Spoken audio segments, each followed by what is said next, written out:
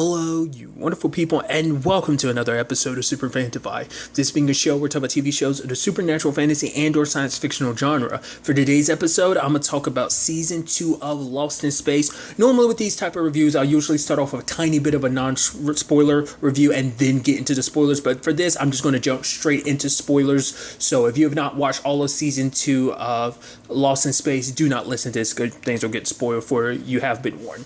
But obviously, starting off the bat, what did I think about the season in general? I thought it was great. I really enjoyed, obviously kind of building upon the relationships and, as the Robinsons, from season 1 to season 2, even that even kind of packages even characters like Smith or June. But I guess just for the purpose of this, we'll just call her Smith rather than calling her by her real name. Because, it kind of fits because she tries to imbue herself to be, Smith fully, going through the point of, doctoring stuff, but even her and Dawn, obviously they are part of the Robinsons family, pretty much at this point in time. But I thought it was kind of interesting when we started.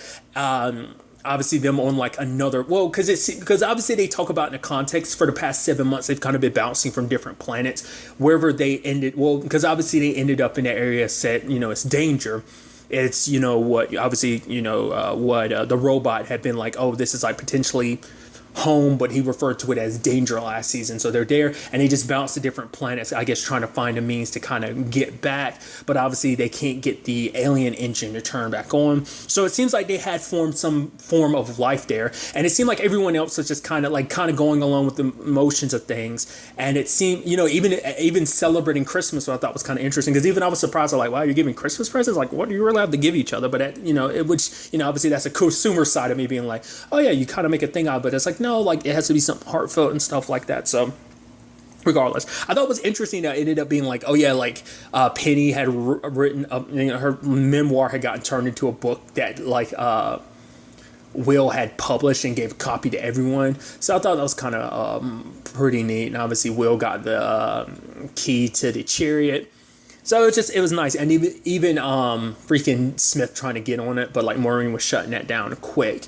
But yeah, what I like too is the fact of the matter is obviously the Robinson family is a very complicated family, and it's something, and this kind of resonates with all the characters. Dawn had said this last season, and obviously Maureen and John had given each other a look when they heard Dawn say this, but it was everyone thinks they're going to get a fresh start going to Alpha Centauri, but the fact of the matter is whatever baggage or issues they had, they're literally just going to bring it with them. And obviously it's that resonates so true with everything, because the fact of the matter is obviously there's Judy, who feels like she has to kind of prove herself because she has been kind of the perfect kid. She's been super smart. She's the one that's medically trained and stuff like that. She's the one that held the family together when her dad was gone. And obviously Penny kind of feeling well, I'm not Will nor am I Judy, because Will is super smart, so he has a relationship with mom, and if anything, Judy is a lot like their dad, so it kind of leaves her in this compromising position. And even if it was just they're talking about the relationship with their moms, at the very least Judy's very strong and capable, so Penny just kind of feels a little left out. Obviously that being something Smith feels like she can take advantage of, which I'm come on, you're not gonna fall for this. Come on, you've seen how Smith basically helped wreck your family and just everything around you last season. But to be fair, it's Smith is very, very good at what she does. She even talks about it, that the fact of the matter is messing with people's heads is kind of what she does. It's kind of what she does on a daily basis, and she's really good. It's something that she does and she does well, because it seems almost that's the only person she was really kind of poking at this season, because no one else was really listening to her. Will kind of shut her out. Maureen kind of got caught up because Maureen's still in that position of I thought you were my friend and you betrayed me, and it's just because she feels, as smart as Maureen is, she feels oh, I'm an idiot because I didn't see her deception coming. It's that makes her that's why she's actually really good at being a criminal.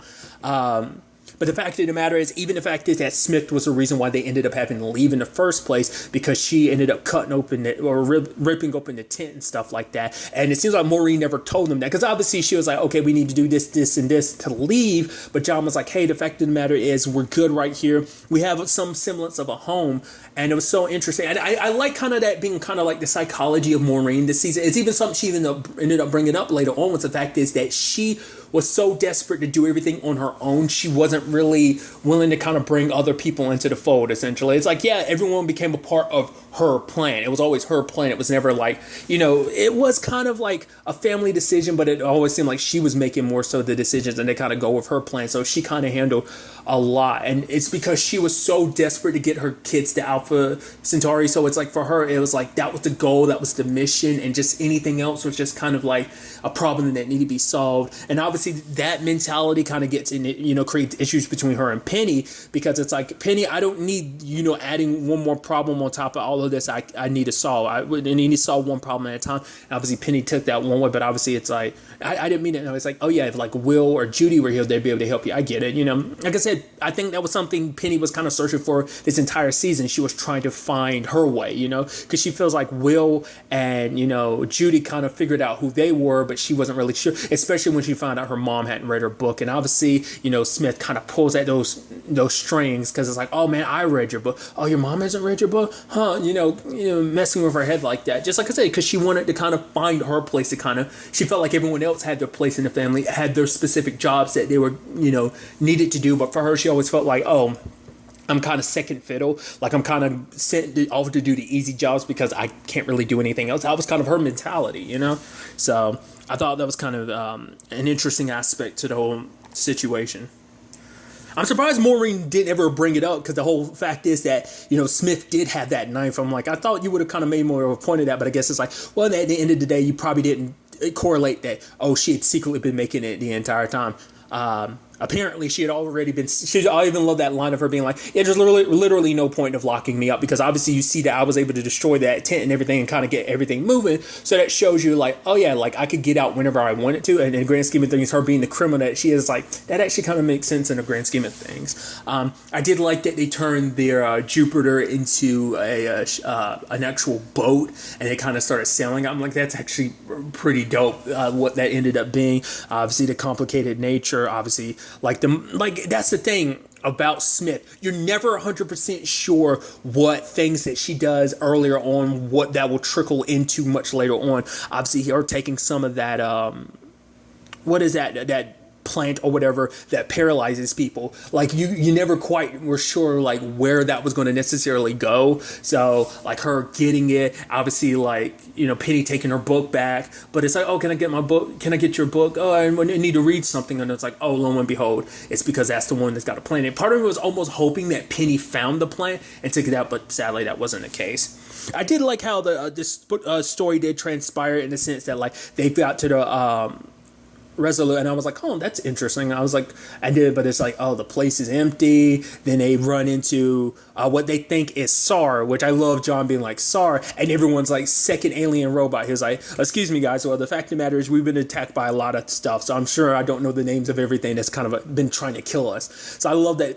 I do like that they kind of extinguish that. It's interesting too, because I'm skipping around here, but they kind of basically set it up so we kind of have a name for the robot. They don't make a point of it, but obviously it's like, well, because the other one, the one they had ran across in the Resolute at first, that's Scarecrow, and obviously like Hastings made a reference to like, oh, the Scarecrow that needs a brain, and obviously referencing Will's robot as the Tin Man, which I'm like, maybe that'll be a way to refer to him from now on. Maybe not. I think that's something we should all probably keep in our mind. But obviously, it's just kind of like robots. It's not like the name stuck. I mean, to be fair, that was just between Ben and Hastings, but it has a nice ring to it in the grand scheme of things. Some of my favorite moments, obviously, would be like the stuff with VJ and Penny. I thought was kind of nice, especially because she's investigating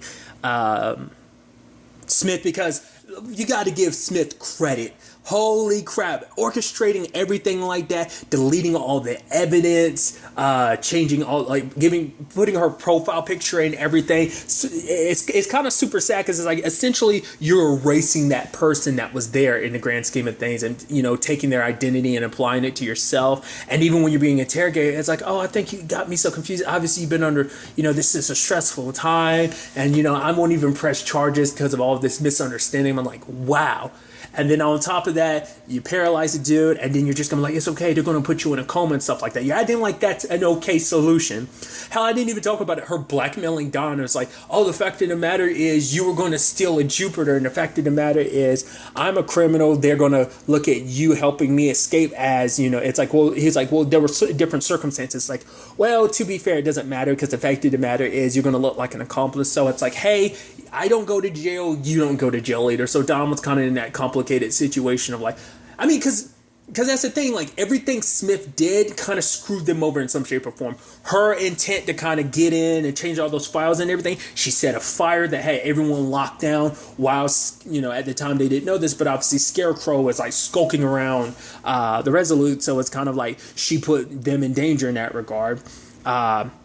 Even that situation of which also shows you her mind. Like I said, she is kind of a criminal mastermind, as Penny kind of referred to her as. The fact that she left that note for VJ and Penny to find, where it's basically like the curiosity killed the cat. I'm like, wow, you knew. Well, because to be fair, she knew Penny was following her. I guess like what we saw wasn't just Penny following her. Then I guess she was like, I guess Penny's following. Like it must have been something she caught on, because she would have had to written that note well in advance. So Penny must have been following her for a while terribly. So it's like, okay, I got something for her, which is like, you kind of put her in a very dangerous position, even though you seem to care about her. Even at one point, it's like, yeah, you're basically my niece, and Penny being like, ew, gross, which is kind of in a weird dysfunctional way, because it's almost interesting, because Don is almost set up to be like the quirky uncle, and then like Smith is like the aunt with some serious issues, so.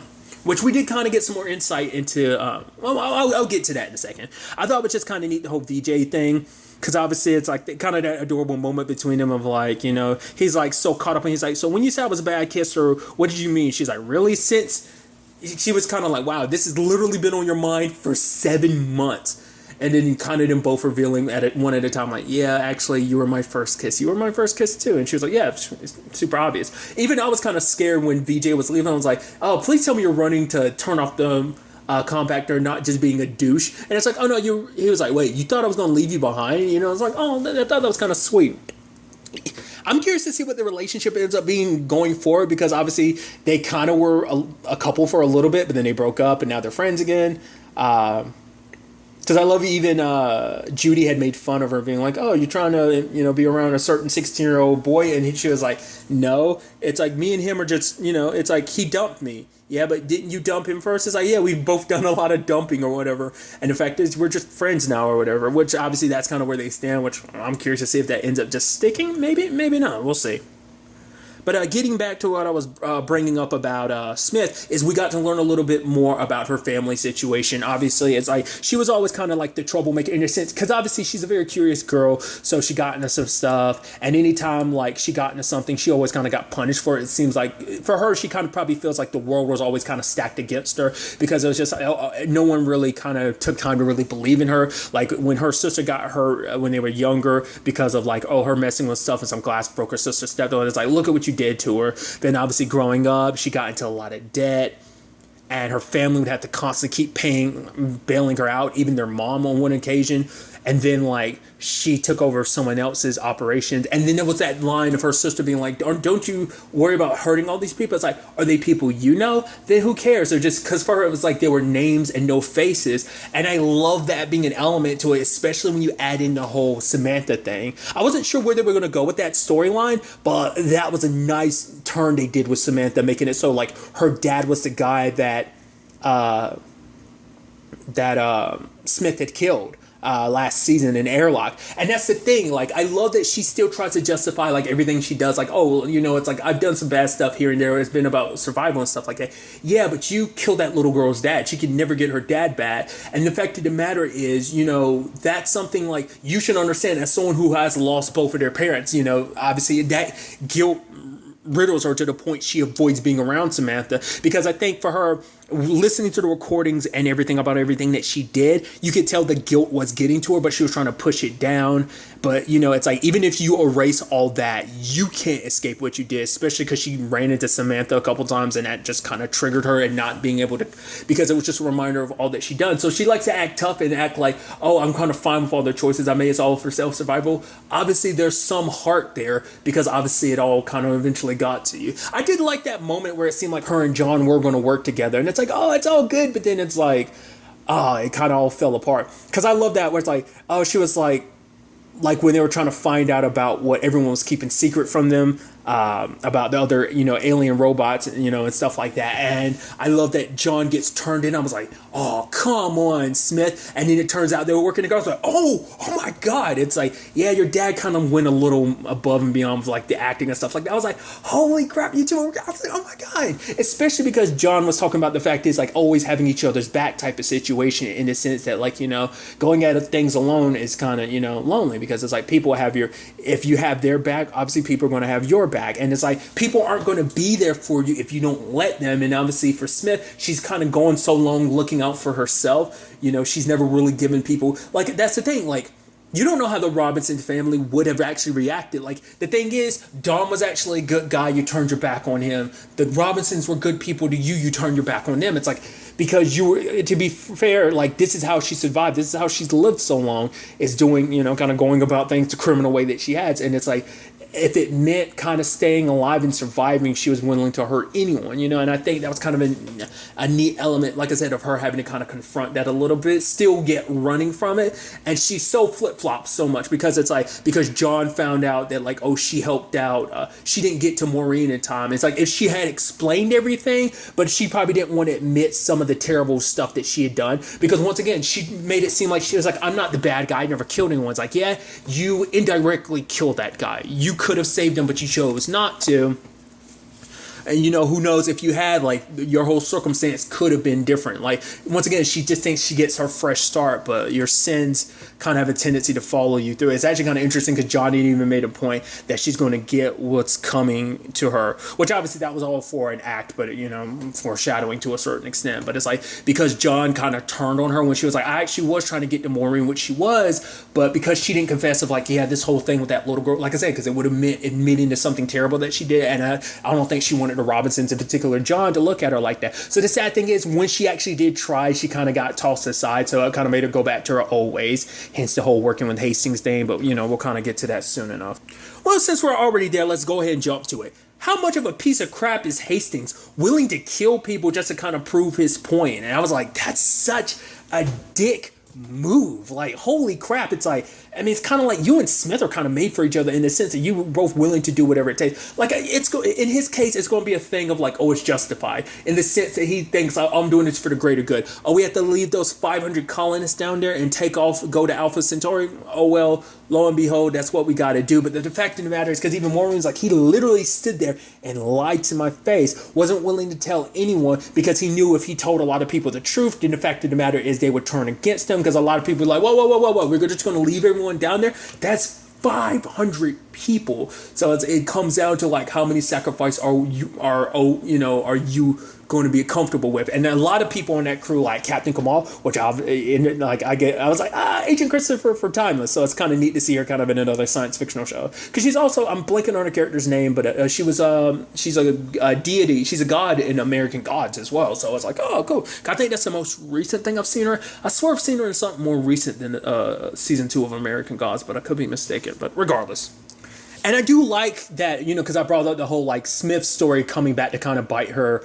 The same thing happened with Maureen, because it turns out the person she was making those dealings with was to get Will into the program. It turns out it was Hastings, and basically the price was her codes, and he was able to overwrite her codes and basically put them in a situation where, like, Dawn was, willing, and like I said, it's just like Don just becomes more and more heroic. Like he gets a little, tries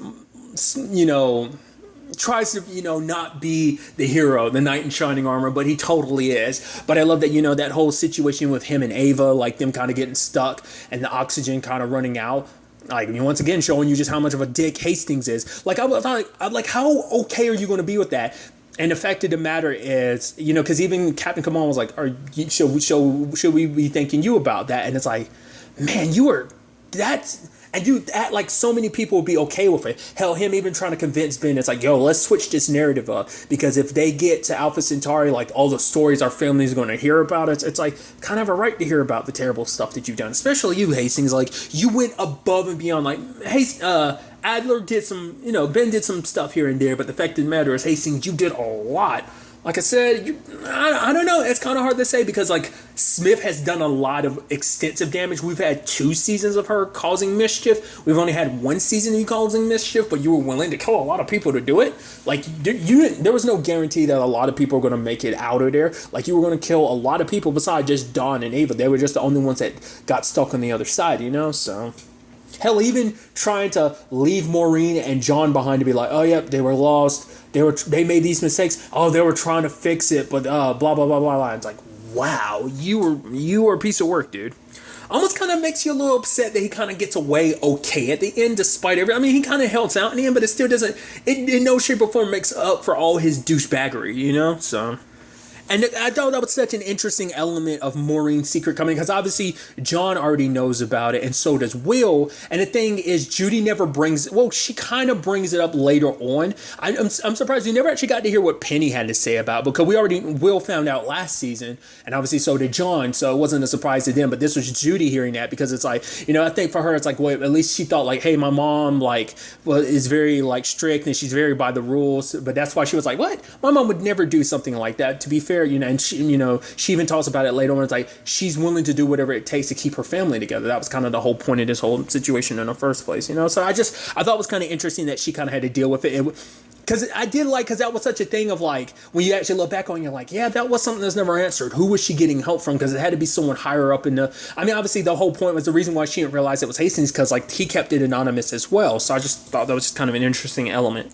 What I thought was kind of a very powerful episode was the one with John and Judy, when Judy was literally like, the car broke down because obviously like the rust virus and stuff like that, which that was never like, that was just kind of like a thing. I'm curious, is that ever going to be a thing again? Because it seemed like that might be something only allocated to that planet. They kind of got rid of that section of the ship that had the virus, but part of me wonders, is that going to be something we'd come back later on to? I'm also curious, in any shape or form, would that affect the robots? Just because of what their skin is made out of. I mean, it's not like it's titanium. It's probably some other material. But I would just, because that never came up that like that would be. Because I thought it would, because when we got introduced to that, like that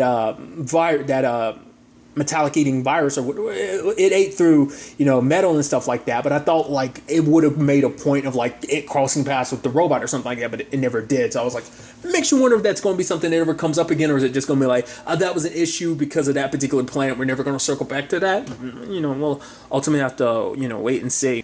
But getting back to what I was saying, is the fact is John's down there, he's impaled by like a piece of rebar, and the fact of the matter is Judy's literally running on foot, you know, trying to save her dad. And I like the little flashbacks and forth between like her dad being there in different parts of her life, like helping her ride a bike. There was that point where she was doing the little presentation where she talked about her hero. Because we got a little more insight into her biological dad this episode too. I mean, this season as well. I thought was kind of neat that it came up. I was like, oh, because that was something that it came up a little bit, but it was never really tackled at all last season. And so it was kind of nice to get a little insight to that. But she also did a presentation of like, also I have another hero, and that's my other dad, John. I was like, oh, the feels, him helping her ride a bike, the fact is them running together, she's going on like a camping trip or whatever, and like he's sending her off, and it's just like those moments together and stuff like that. And then you have that sad moment at the end, which kind of shows you like sometime before they left on this trip and everything, because he's like talking to her, it's like, yeah, I was away, but the fact of the matter is I heard from your mom that you were kind of taking care of things, but it's like, oh, things will be better, I'm back now. But she's like, oh, you think things are going to get better now?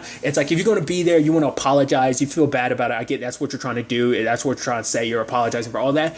Give it to Will, Mom, and Penny, like, but the fact of the matter is kind of like she had no room for it. So it's like, so we kind of got a little more insight into what, I mean, they kind of tell you in season 1 of understanding why Judy kind of had issues, but maybe they don't really.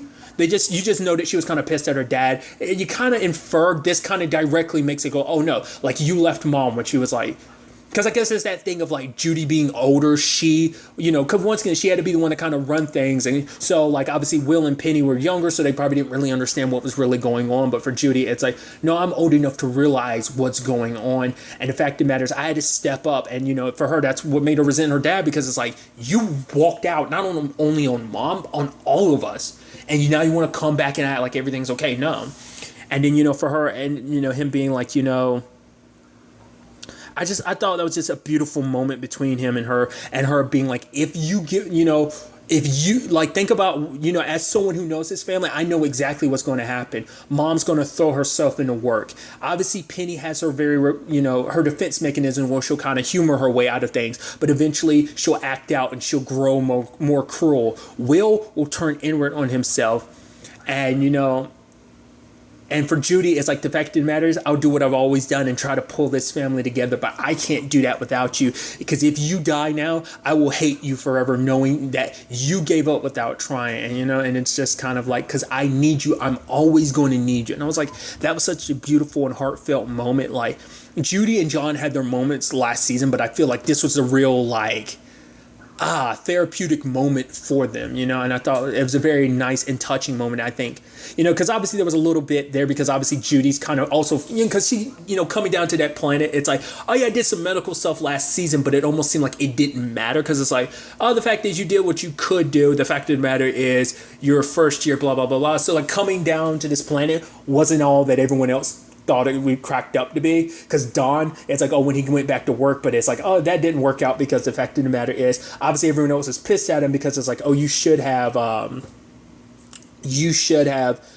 chosen us, but you just kind of took off and ran. So it's kind of like coming back to work but I think it's kind of interesting, because for Don, it's a clash of his old life, who he was versus who he is now, like, and I thought that was actually a beautiful element to what, because obviously Maureen had issues about, like, kind of the whole thing of like, if she could, would she undo all this? It was something that Ben had asked her, and I loved Will's response of like, no, I'm kind of glad this all happened. She's like, what? Because for him, it's like, they've all grown so much. It's like her, John, Penny, Judy, even Don and Will himself have all grown because of this experience, so it's like, it actually it helped them grow as a family. Like, they had, because it's like, for him, it's like, he recognizes, he's like, yeah, we had plenty of issues, and we kind of were able to kind of work past a lot of that because of these experiences. We've grown closer than we've ever been, because we were so kind of pulling apart before, but now we're all coming together. Especially look at last season, where Maureen and John were, and then when they eventually were at the end of the season, where they are this season, kind of more of a firm team, that love reignited between them, their love for each other, their love for their family, so obviously it kind of had, its upsides and everything, so I thought that was kind of a neat element. And speaking of Don, kind of, making sacrifices and stuff like that, it's like, okay, he's telling, because the four, it's Smith, VJ, Penny, and that teacher, I need to get inside that box, and it's like, okay, you're gonna blow up that side of the ship, but it's like, we're gonna go grab them. And I thought it was so interesting, because it's like, Don had to convince him like it was safe, but it's like, oh, how are we supposed to really know? He's like, because I smuggled stuff in there. It's like, oh wait, you brought Kobe beef and whatever, and it's like, yes, because I'm a smuggler. And he ended up getting arrested later on, which Smith wasn't there, or maybe she was there, but I would have wanted her to be there, because she always makes a point of like, no one's willing to sacrifice themselves for anyone else. In that moment, he was willing to go to exposing who he was, accepting being locked up, because it meant saving their lives, especially because it's like Penny is family to him, because Don had brought it up last season that his parents are still alive. Like, outside of that, we don't really know too much about his family situation, but obviously along this way he kind of found another family, so it's like, obviously he cares for them and everything. And I don't know, I thought that was kind of a beautiful element too, just showing once again, like, Don being like that knight in shining armor. I thought was pretty dope. I also like the fact of the matter is, we got to see John be a badass this season. I mean, to be fair, he's always a badass, but the fact of the matter is, near the end when he's kind of kicking ass against all those guys, I love he took down that one dude, and he walks in the room and there's a whole bunch of just like, oh god, okay, here we go, and he's just taking them down. I'm like, yo, because I think that's like our first full, like, because obviously we've had like your action scenes in a sense of like, oh, let's run for something, there's danger, stuff like that, a little bit of fighting back, but that was like the most, like, especially like hand-to-hand combat we've seen. So I think that was like the most, like, I'd say choreographed action sequence we've gotten in a show, which I wouldn't really expect there to be any in this, but I just thought that was kind of a dope moment for John to have to be like, yeah, trying to stop everything, but we'll get to there, soon enough. And obviously there's everything with Will. The fact of the matter is he hasn't given up on the robot. And I like that being a continuation and a growth of that relationship. And I love the fact is that at one point we do see that the robot is drawing it on the wall. We see like the Jupiter with the two sails. I'm like, oh, he can see what Will sees. Like they are connected. Like, you know, that connection hasn't died. And even Will learns about that later on when they go to the cave and everything. I love how that was set up because it was him, Ben, and Maureen. And the fact is, it's like, oh, the gate keeps going down. It's like, why is that happening? Why is that happening? And lo and behold, it's like, oh, look, it's the robot. It's like, oh, hey, I'm so glad to see you. And then he takes him to the cave, and then it's like, oh, it's pointing. It's like, yeah, you got these backwards. I don't know what's going on here. And then like Will notices his arm and everything. And they're like, oh, this isn't the robot. This is SAR. He figured it out. I was like, that's so interesting because now that explains what was going on with the perimeter. Like it kept deactivating and activating it so it could show up in time to be the hero. I think that was kind of the whole point. Or maybe it's just because I was about to say, I think that was kind of the whole point. So the guard would be like, hell, it even disguised itself to be more, it like made itself look more and act more like the robot. And I thought that was like a pretty dope deception. And then there's the whole thing with Ben, who has a weapon that straight up kills SAR, which is actually kind of sad. But to be fair, that thing had tried to kill them. And especially when you actually take the whole Ben situation, I think it's kind of interesting in the grand scheme of things, like the whole scarecrow thing. Because at first it seems like, okay, so maybe out of anyone, he's willing to give Will a chance. Because I thought it was kind of a neat element. Like I said, Maureen's so desperate to get everyone to Alpha Centauri. Like for her, I think, you know, she kind of was so willing to go for it that she was trying to leave everything behind because she was trying to get, because like last season Will was so close to getting killed by SAR that I think it scared her. So she didn't want him to have anything to do with this robot stuff, even if it meant like, oh, he wants to look for the robot. She didn't want that just because it's like, no, it'd be too much trouble, you know. She didn't want it's like she wanted her children to have some form of normalcy, because let's not forget, she blames herself because she's like, for one, it's like Will wouldn't even be here, none of them would be here right now, but she was so desperate to kind of have a fresh start, to give them a fresh start, you know, after everything that, you know, I think, you know, her desperation for that kind of put them in this very kind of unfavorable position. So I think throughout a lot of it, she is blaming herself, being like, I put us in this position, you know. So I think it's kind of her way to try and compensate and make up for it, because I think, and sadly, because everything she's ever done, she is a really good mother. Everything she's ever done has been, you know, for the best. You know, she took whatever choices, even something Judy said later on, you take your imperfect choices and you did what you could do, you thought was the best for your children, and no one can kind of fault you for that. I mean, people will, you know, obviously Hastings kind of manipulated you and kind of forced you to kind of, you know, fault you a little bit for it, but you get what I'm trying to say. But I think in her mind, she thinks she kind of failed as a mother, which in no shape or form she did. So I just, like I said, I just thought it was an interesting element. But especially because Will seemed like he was getting to Scarecrow a little bit, and then it turned, because obviously we see that Ben has a whole bunch of scars very similar to Will's, so it shows that he has had, you know, cross paths with, like, you know, he's been on the receiving end of that, because it turns out like Ben tried to do the same thing that Will did with Robot, but obviously Ben's kind of an earlier example of it, because it turns out the Christmas star that had fallen on Earth that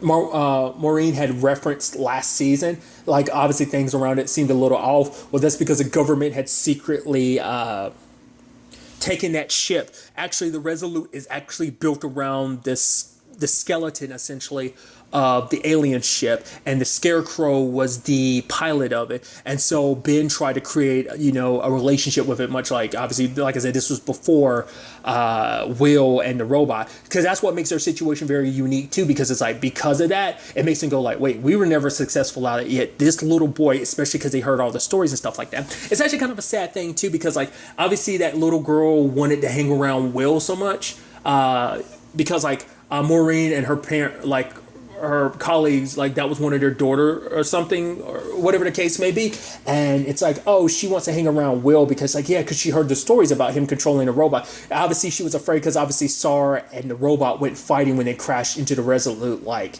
7 months ago, and so obviously, you know, the robot was defending everyone while SAR was kind of on a rampage. But the fact of the matter is, it's like that girl kind of felt safe around Will, because even she was like, wait, you know all this stuff? It's like, you know, oh, he's like, yeah, I really know geology. She's like, no, you really know robots, which Penny was kind of like, stop, because I think it was just kind of like, yo, the robot's kind of a touchy subject for my bro, just kind of, drop that, please.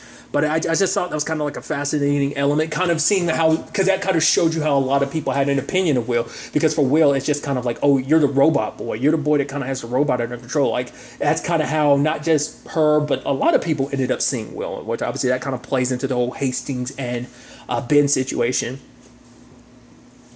But I do like that when the robot and Will are finally fully reunited and it's not Sar in disguise. The fact is, it was this touching moment, but I also love to find out that, the robot has grown as well. And that was something that slowly but surely Will was kind of understanding, because at first he couldn't understand because it seemed like the robot wasn't doing what he was wanting him to do.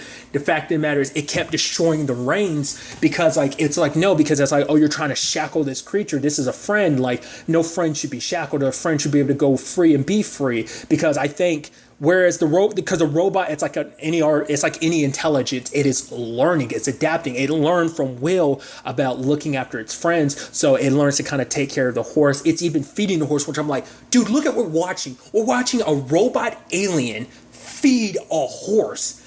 That's nuts all on its own. And I thought that was such an interesting, situation. And even then, like, all those like animals were running and he stood in a way to protect his friend, because and when for the robot, friend means a lot. So for him, it's like, he even puts up that stone, like, he saw Will and John do last season for all the people that he had killed in season 1 on the 27 people.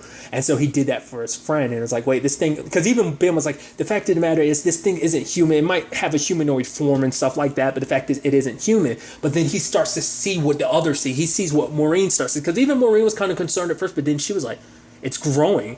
It's not doing necessarily what Will is, but the fact of the matter is, it's on its own. It's mourning. It took the horse's thing that had its name on it, Gypsy. He had taken that strap that had its name on, because it wanted to hold on to its friend. And it's like, so it understands grieving and understands sentimental value, kind of showing you how much the robot had grown. And Penny had suggested maybe the robot wasn't, doing what Will wanted it to anymore. But Will was like, no, I know the robot. You don't understand. Because I think for him, recognizing that maybe the robot had changed made him scared, because it's like, maybe, we're not friends anymore. Like, our bond and our relationship is gone. But I did like him being like, no, it's actually a good thing. Because later on, he's like, you were right, Penny. She's like, no, I did. He's like, no, it's actually a good thing. We're connected. It means that we're both growing. The fact is, I'm not the same boy he met in that tree, all that time ago. So why should he be the same either? He's growing, he's changing. Because for him, everything he was doing, he was trying to help his friend, Scarecrow. Because he knew that his friend was there, that he was dying, and he was so desperate to save him. And I thought that was kind of a beautiful thing. And I love that conversation about, like, friendship shouldn't be a one-way street. All we've ever done is ask of him for help, and he's always done it without question. And now the one time he's asking us for help, what are we supposed to do? Just turn him away? That's not what friendship is. Friendship isn't supposed to be a one-way street. When your friends ask you for help, you help them out, You shouldn't just constantly ask them for favors over and over again. And that was kind of interesting, because even Penny kind of reflected that with her relationship with VJ, because she started realizing, like, I keep asking you to do this and do that and do that. And it's like, I'm not giving any, in this give and take relationship, or like our friendship, I'm not giving anything to. So that's why she decided, no, VJ, you're right, or I'm not going to get you involved in this, especially if it might lead to a situation where it might compromise your dad getting off that planet, your dad getting back to you. So I thought that was kind of a neat element for them to learn. And like I said, because I did like that being an element that Will was so scared of it, because he's still growing himself, that he was worried that, like, the relationship was compromised, but realizing, like, no, we're still connected and we're grown. Like, you're growing into, growing as well, of kind of becoming an independent person, much like Will is. But even if they are independent, they are still connected. I just thought that was kind of a neat element to it. A little side note I should also include in this, I thought was kind of a neat little element, was the whole Angela thing. It's a little bit, obviously she pops up periodically throughout this season, but I thought it was kind of a neat element, because obviously with everything last season, like, she apologized near the end of last season for everything, and obviously they understood, what she was going through and how Smith had kind of gotten in her head, and obviously she's talking to John, but John is like, no, like, the fact of the matter is, I want to know that there's someone down who kind of have my back and give it to me straight about, like, what's going on down here. So it's kind of saying, like, everything is water under the bridge, Angela. I know what you were going through. You were going through a lot of pain. You had lost your husband. Hell, the sad thing is, like, her wedding ring ended up breaking, and she never was able to get that back just because of, like, that rust virus and everything. I just thought that was kind of an interesting element of, obviously, like, even someone that kind of played obviously she was in a complicated situation, but she was in a very gray area last season, and I kind of see her more on the good guy side of things. Hell, I mean, which is ironic to say considering the whole mutiny situation, which I love that kind of being executed the way that it was. They did kind of take control and everything. I mean, it kind of worked out, and I even loved Captain Kamal being like, oh, it's just luck, but Maureen was like, no, it's math. Kind of showing that, this is all kind of comes down to like equations and science and stuff like that. And even at the end of the day, like Kamal she activated the filtering of the water so that they could save everyone and get on their way back to Alpha Centauri. So I thought that was just a whole situation was a very interesting element. I even thought it was kind of interesting with the whole Ben Adler situation of him recognizing, because obviously at first, like, he was leading them into a trap, but it was like, no, let's go enter a different way, because he started seeing that side of the robot, seeing it being compassionate, seeing that it wasn't, because of his experience with Scarecrow, it made him think like all of them were like that, because he was talking like, oh, you strip away all of this, all you have is the animal instinct and stuff like that, they're just killers and stuff like that, which I'm like, well, truth be told is if you strip away a lot of what it makes a human to human, you get the same thing, but obviously humans grew and adapted, and obviously this thing is slowly growing and adapting, so give it the opportunity to, because like you wouldn't say all humans are evil, so no other species to kind of be lived with the same way, so I just thought that was kind of an interesting element. And even later on, like, he ends up helping because, it's like, the robot had asked him, it's like, Ben Adler, help, especially because he saw the condition that Scarecrow was in, because obviously for him it's like, the fact of the matter is, if you're asking me to choose between helping this robot and Scarecrow over getting back to my own family, I'm gonna choose my family every time. But for him, realizing what the robot was willing to do, that it was sacrificing itself to make sure that Scarecrow could get away to be healed and everything, I thought that was such a neat little element to it. And, I think because it made Ben realize like his misconception of this whole situation. And even, Will making that sacrifice of like, we have to go. And because Ben was like, do you want to go back? It's like, no, the robot wanted us to do this. So this is what he would want. So we can't go back. We got to make sure that Scarecrow's healed, especially because, he's dying. And, they go there, and sadly, Ben sacrificing himself like that. It's like, you got to tell my family what's really going on, because the fact of the matter is, the truth about what went down, that, yeah, I made some mistakes, but at the end I was trying to, fix him, and I thought that was so sad. And especially that moment with him with Scarecrow, he was like, the fact is when we meet again, like basically almost like, let's start fresh, essentially, sacrificing himself like that. And I think Scarecrow recognized that, just seeing like the good in him, that despite their complicated relationship, that in the end he did try to do the right thing. And I think that's Will, the robot, and Ben, all of that accumulated into what we saw later on, because we saw a whole bunch of them rising up, and it's like, what's this about? And it turns into a whole full-blown assault on the Resolute. And I love that moment of like freezing all of them. I thought was interesting because like the last episode of the season is called 97, and part of me was thinking like, I immediately thought like, oh, 97%, in the sense that like, okay, we have to wait till all of the alien robots are in this room before we freeze it. And I was like, oh, we're gonna find out that 3% of them got away or something like that. That's what I started thinking, but it's like, no, that 97 ended up representing the fact is Judy did calculations. We can get the kids all in one Jupiter, because kids, since they're younger, they use up less oxygen than a full-grown adult. So the fact of the matter is we'd have enough to get them to Alpha Centauri. And, it's like, because she had taken what her mom had done to make any sacrifice, do whatever was necessary to make sure that everyone survived, that their family was together. You do anything for your children. So Judy was suggesting doing this for everyone else. And obviously John was like, the fact of the matter is we're going to have to give this choice to every parent. They're going to have to be the ones to decide. And obviously every parent's going to they're all going to put their children before themselves. So they were like, yeah, let's do this. And I thought, and, even Maureen kind of breaking down, like, I can't do this. I don't think I can do this, John, and it's like, especially because it's hitting all of it. Because Penny's like, no, we'll find another way. It's like, because even Will being like, you said that the Robinsons always stick together, but for Judy, it was like, do whatever it takes, to save as many lives as she can, especially considering like some of those lives that would be saved would be her brother and her sister. So, but obviously John tells her to get on board too. She's like, no, I'm not a kid. He's like, yeah, I know you're not a kid anymore, but the fact of the matter is, the only person I'm ever going to trust with my children's lives are your mom and you, because obviously what she did, and I love that kind of coming full circle of like what you were able to do looking after them for so long. So sending her on the way. Obviously the robots are slowly but surely moving because they're not completely frozen because the power wasn't 100% and couldn't kill them. And I thought that situation would have worked out a little differently because Will kept being like, I feel like this is wrong. We can find another way. And I thought that was going to turn out to be the case. Not 100%, but we'll get to that soon enough.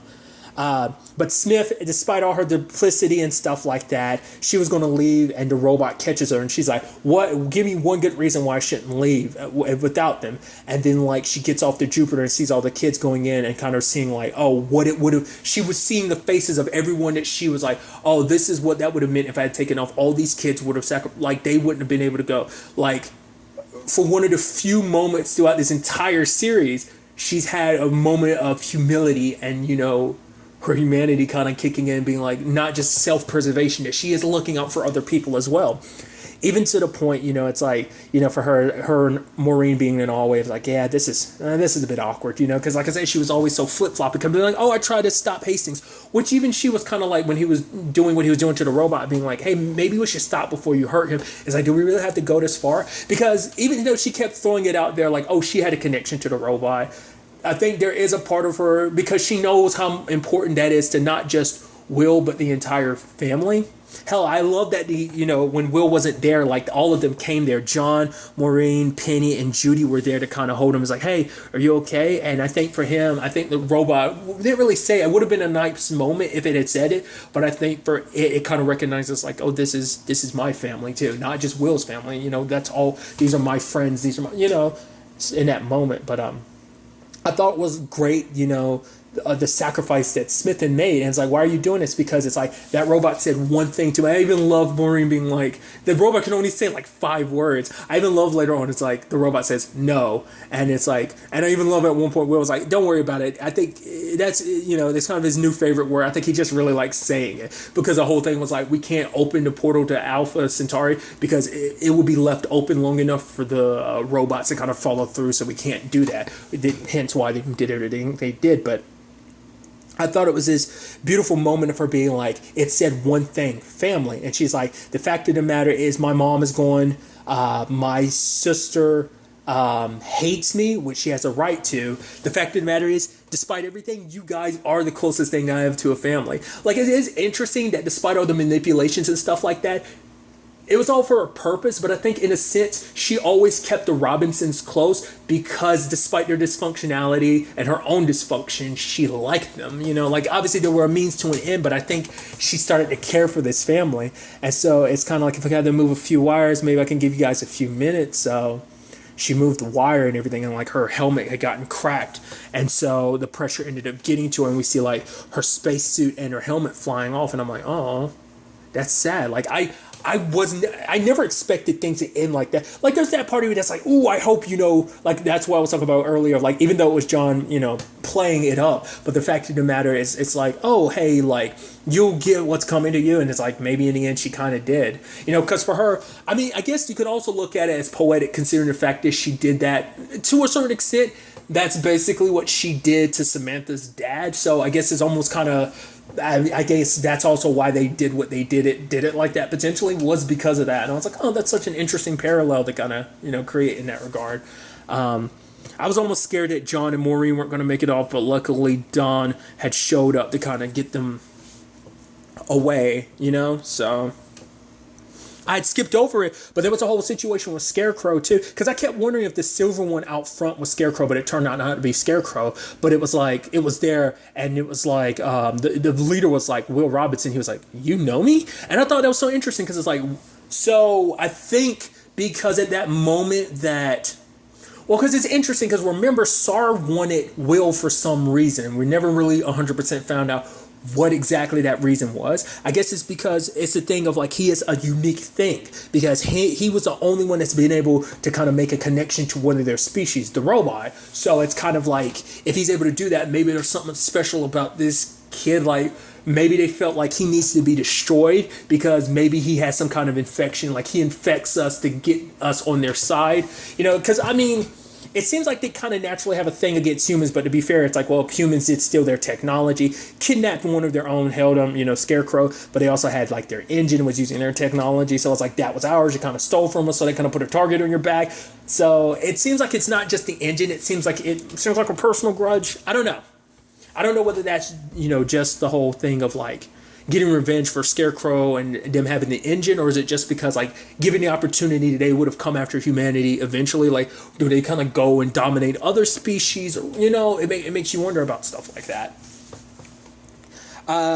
Because other than the humans, they're the only other like intelligence. Because obviously we've met other creatures. Obviously there was the things that Judy was running from when she was trying to get to her dad. There was that thing, that beautiful like almost like whale thing in the sky that Maureen and John saw. I was like, oh man, that was some fantastical magical creature. It was like super beautiful, like the way it looked. It was especially like the way the sky looked at the time too, and it's just like, oh my god, it's beautiful.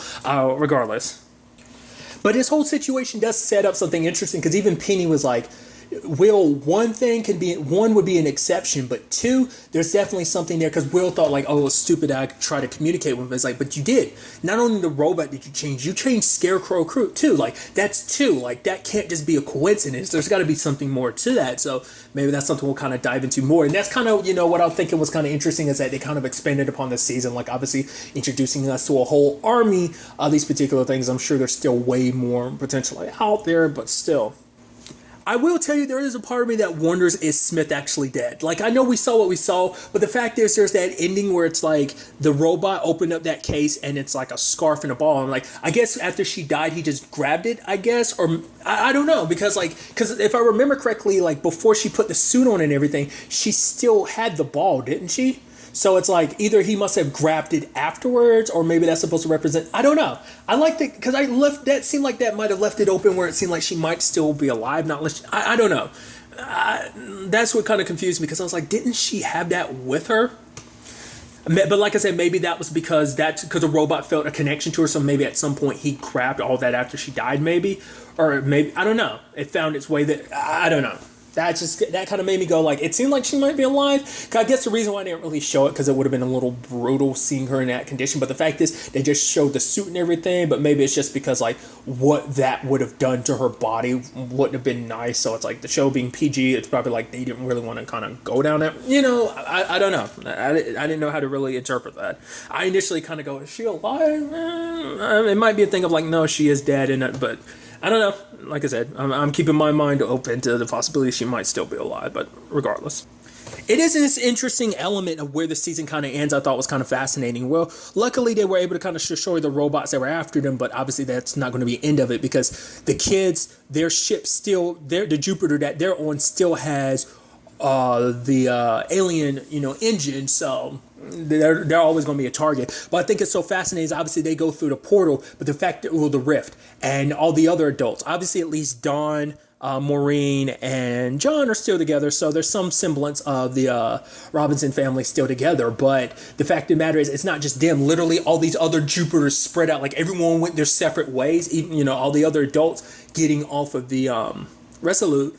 Just because it was their way to try to make sure like they could get away from the robots. But it's like, so everyone is scattered.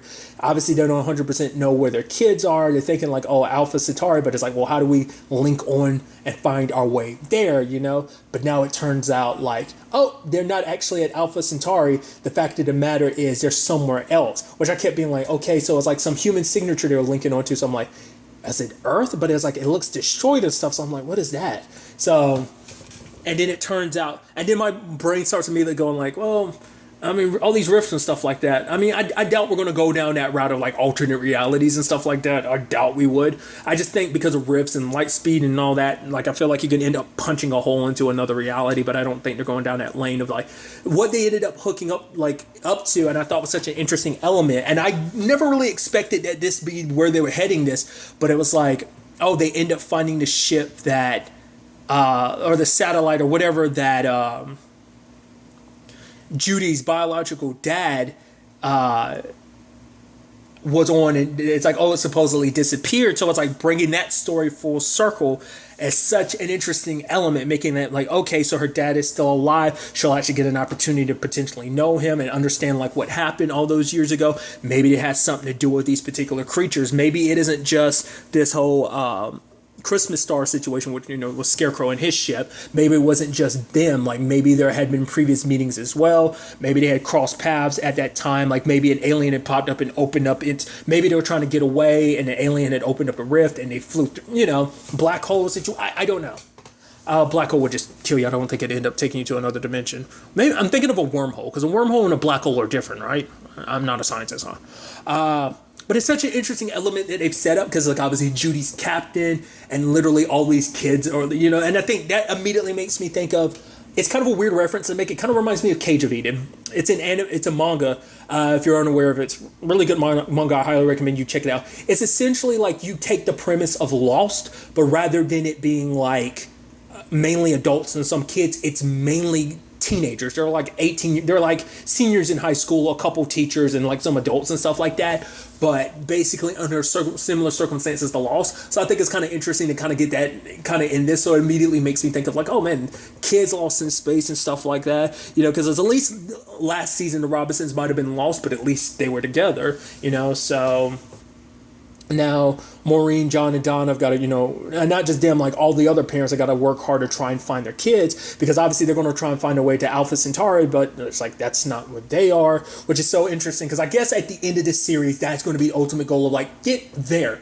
That's our ultimate goal, but it's like almost like, is it going to really be worth it at the end? I mean, maybe it will be, but I don't know, because it's interesting too, because we still haven't 100% seen what Earth is like after, all of this journeying and stuff like that. Because obviously there's still like a back and forth, like there's other trips planned and stuff like that. So I'm curious to see what this would also mean for, Jessica, obviously being, June's sister and stuff like that, especially potentially if June's dead, like what that means for her, so it's just kind of stuff that kind of flies in the back of my mind, especially like them being like, hey, your sister, she was actually a hero. Like she had a very complicated, situation, but she actually kind of proved to be a hero at the end of the day, which maybe even Jessica would have a hard time believing. Elements like that make me kind of wonder. So I'm curious to see where all this ends up taking us going forward. Like I'm also curious, like what about Scarecrow? Like last time we saw him, he got beat down, but he wasn't dead. So not unless he got off and down, because we saw that the ship was trying to get away, but that ship of robot aliens ended up getting destroyed. But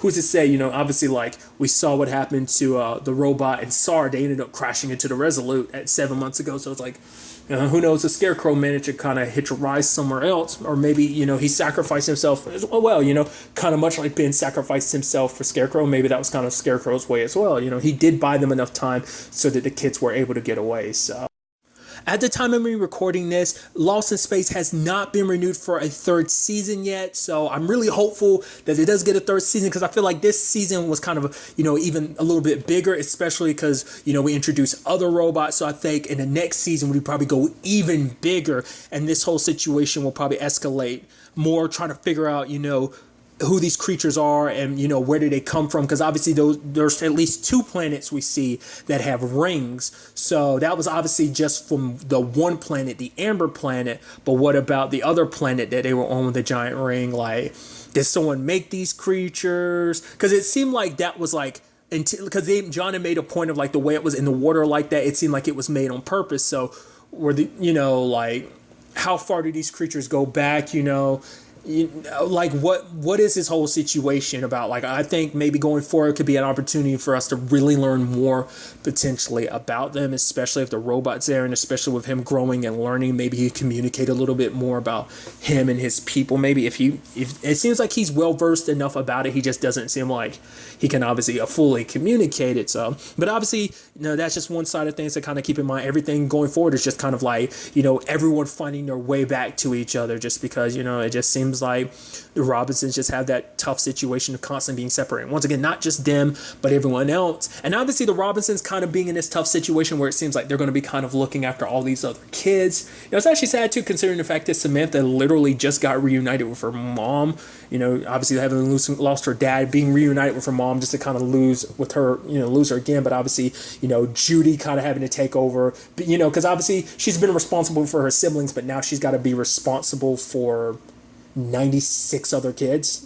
I think she still counts as at 97, even though she wasn't counting herself in at 97, so it might be 98. But regardless, I'm curious to see kind of where all that potentially would take us in a third season, especially balancing that leadership plus dealing with the fact it's like, oh, here's my bio dad, and whatever world it is that they found themselves at, like they're just bouncing from different locations. It's so interesting because they also make note of like, oh yeah, we don't actually know any of these planets. It's like, oh yeah, because none of the planet from season 1 never actually got a name. They refer to that planet where all the robots came from, like the Amber planet, and the other one, what was that?